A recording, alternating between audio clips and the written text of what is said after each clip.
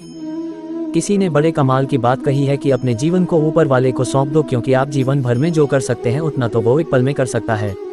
आपके लिए एक छोटी सी कहानी। यह कहानी महाभारत के युद्ध के प्रारंभ होने से पहले युद्ध भूमि को तैयार किया जा रहा था। कुरुक्षेत्र की भूमि को समतल बनाया जा रहा था, पेड़ों को हटाया जा रहा था। उस युद्ध भूमि का मुआयना करने के लिए एक दिन पहले निरीक्षण करने के लिए भगवान श्री कृष्ण और उनके मित्र धनुर्धर अर्जुन पहुंचे। वो मुआयना कर रहे थे, देख रहे थे तैयारी किस तरीके से चल रही है।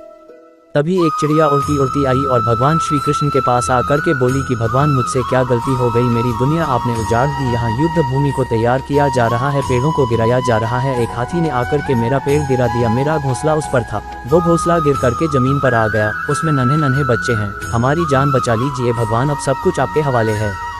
भगवान श्री कृष्ण ने कहा कि मैं इसमें क्या कर सकता हूँ, मैं तुम्हारी मदद नहीं कर सकता, ये तो नियति का पहिया है, समय का पहिया घूमता चला जाता है, इसमें मैं क्या कर सकता हूँ बताओ। वो चिड़िया रुआसी होकर के बोली कि भगवान, मुझे बस एक इजाज़त दे दीजिए। भगवान ने कहा कि बोलो क्या पूछना है, क्या इजाज़त चाहिए। तो उस चिड़िया ने कहा कि भगवान, मैं आप पर विश्वास तो कर सकती हूँ ना। भगवान ने हाँ भरी। अगले दिन युद्ध शुरू हुआ और युद्ध की शुरुआत से पहले भगवान श्री कृष्ण ने अपने दोस्त अर्जुन से कहा, अपने मित्र से कहा कि मुझे अपना धनुष और एक तीर दे दो, एक बॉन्ड दे दो। अर्जुन ने अपना धनुष सौंपने से पहले पूछा कि केशव, आपने तो प्रतिज्ञा ली थी कि आप शस्त्र नहीं उठाएंगे, क्योंकि अर्जुन की भगवान को शस्त्र क्यों उठाना पड़ रहा है, ऐसा क्या हो गया।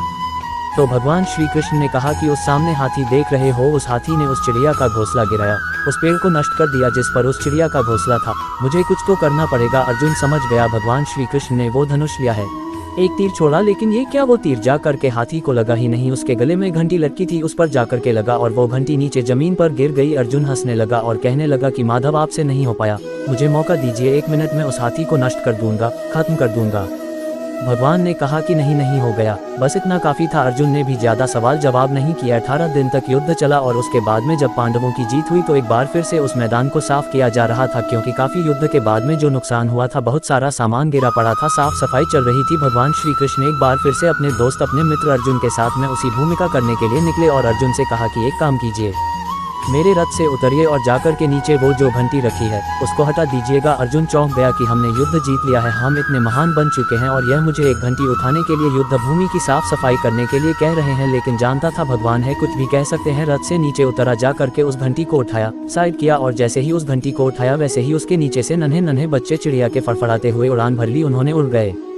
अर्जुन की आंखें नम हो गईं। उस घंटी के नीचे था वो घोंसला उस चिड़िया का जो मदद मांगने आई थी। 18 दिन के युद्ध में वो चिड़िया और उसके बच्चे सुरक्षित रहे, क्योंकि घंटी वहां पर उनका सुरक्षा कवच बनकर आ चुकी थी। चिड़िया ने शुरुआत में सिर्फ ये कहा था कि क्या भगवान, मैं आप पर विश्वास तो कर सकती हो ना, और भगवान ने हाँ भरी थी।